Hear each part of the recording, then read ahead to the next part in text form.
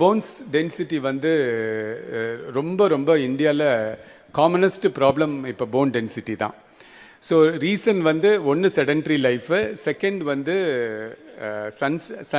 சன்லைட்டே இல்லாமல் இருக்கிறது.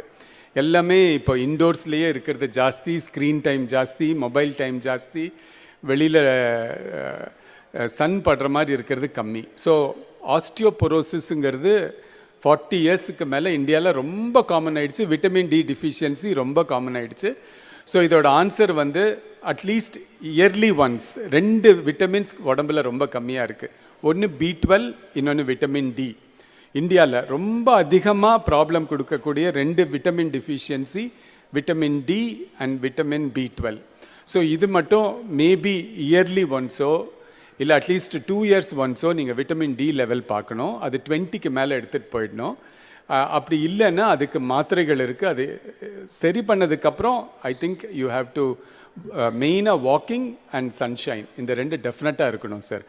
இது இருந்துச்சுன்னா ஆஸ்டியோபொரோசிஸ் கம்மியாயிடும், போன் டென்சிட்டி நல்லாயிருக்கும்.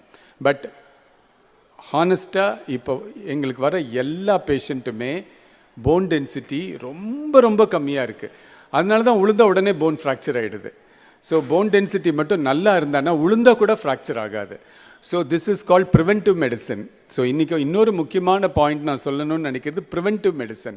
நோய் வர தடுக்கக்கூடிய எதெல்லாம் செய்யணுமோ அதெல்லாம் செய்யணும். அதில் ஃப்ராக்சர் ஆகாமல் இருக்கணும்னா போன் டென்சிட்டி நல்லா இருக்கணும். போன் டென்சிட்டி நல்லா இருக்கணும்னா விட்டமின் டி நார்மலாக இருக்கணும். விட்டமின் டி நார்மலாக இருக்கணும்னா சன்ஷைனில் போகணும். அப்புறம் அந்த போனோட ஸ்ட்ரென்த் அதிகமாக இருக்கணும்னா வாக்கிங் போகணும். ஸோ இது 2 தான் சார். திஸ் இஸ் போன் டென்சிட்டோமெட்ரின்னு ஒன்று இருக்குது. ஸோ அது ஒரு டெஸ்ட்டு தான். அது விட்டமின் டி பண்ணிட்டோன்னா நமக்கு போன் ஸ்ட்ரென்த் எவ்வளோன்னு தெரிஞ்சிடும். இப்போது நாங்கள் ஹாஸ்பிட்டலில் வந்து 80 வயசுக்கு மேலே அதிகமாக பார்க்குற ஒரே ஃப்ராக்சர் ஹிப் ஃப்ராக்சர் தான்.